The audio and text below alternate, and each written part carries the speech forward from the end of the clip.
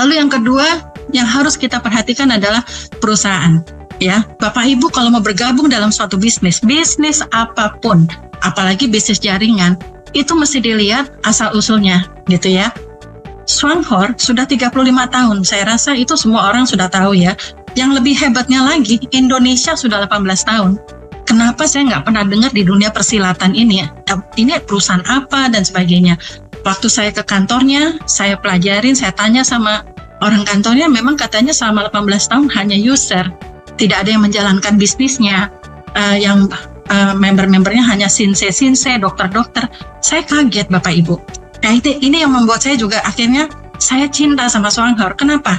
Saya itu sempat bilang sama Pak Rusli, aduh sayang ya Pak Rusli, bukan perusahaan Indonesia. Saya bilang gitu, karena saya pencinta, pendorong produk-produk Indonesia. Tetapi saya harus simpatik sama perusahaan ini. Kenapa?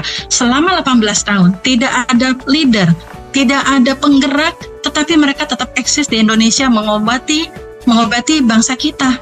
Jadi saya pikir ini bagus banget gitu ya. Jadi ini perusahaan yang tidak memikirkan bagaimana ya kalau misalnya perusahaan yang punya produk bagus sekalipun 5 tahun nggak ada penggerak leader, dia udah pasti gulung tikar di Indonesia. Tapi ini 18 tahun. Jadi saya mulai simpatik sama bisnis perusahaan Swanghor ini. Jadi ini salah satu faktor yang Bapak Ibu harus tahu. Kenapa saya begitu menggebu-gebu di sini gitu ya? Karena saya lihat memang komitmen dari perusahaan ini luar biasa.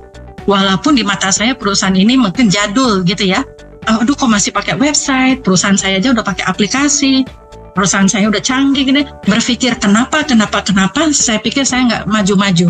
Jadi yang ada, saya maju aja, saya melangkah. Jadi di awal Agustus itu walaupun saya nggak tahu saya harus bagaimana, ya akhirnya saya melangkah sama suami saya. Karena saya bilang sama suami saya, kalau kita nggak jalanin bisnis ini, kita nggak coba produk ini, akan ada orang lain yang sukses di sana, kita hanya jadi penonton. Betapa menyesalnya saya seumur hidup kalau itu terjadi, karena saya sudah menemukan sebuah bisnis atau sebuah produk yang sangat bagus sekali gitu ya.